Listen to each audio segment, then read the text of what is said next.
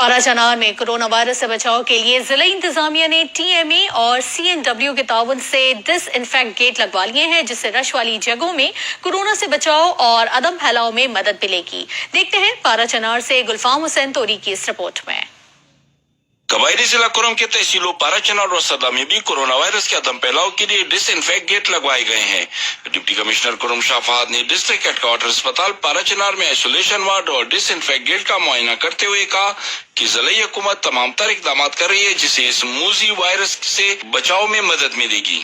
हमारी कोशिश है कि हम इसी तरह के गेट्स जो हमारे बाजारों के मेन एंट्रेंसेस हैं वहाँ पे भी सीएनडब्ल्यू, टीएमए और बाकी जितने भी जुमला डिपार्टमेंट्स हैं उनके ताउन से वहाँ पे प्लेस कर सकें। आखिर में अपने खुरम की आवाम से मैं दोबारा यही अपील करूँगा कि हुकूमत की तरफ से जितनी भी जारी शुदा अहकामात हैं सोशल डिस्टेंसिंग के ऊपर, हिफाजती बचाव की जितनी भी तदाबीर आए हुए हैं उस पर अमल पैरा हों। एक तरफ तो जिला हुकूमत और दीगर सरकारी महकमे कोरोना वायरस से बचाव के लिए तमाम तर मुमकिन इकदाम कर रही है, मगर दूसरी तरफ इलाके के आवाम की तरफ से लॉकडाउन और दीगर एहतियाती तदाबीर पर अमल करने में मुकम्मल गैर संजीदगी का मुजाहरा देखने में आ रहा है। गुलफाम हुसैन तोरी, Zee TV news, Parachinar.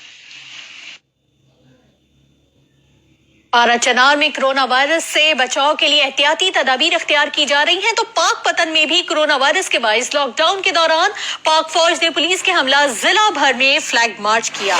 Flag march के जरिए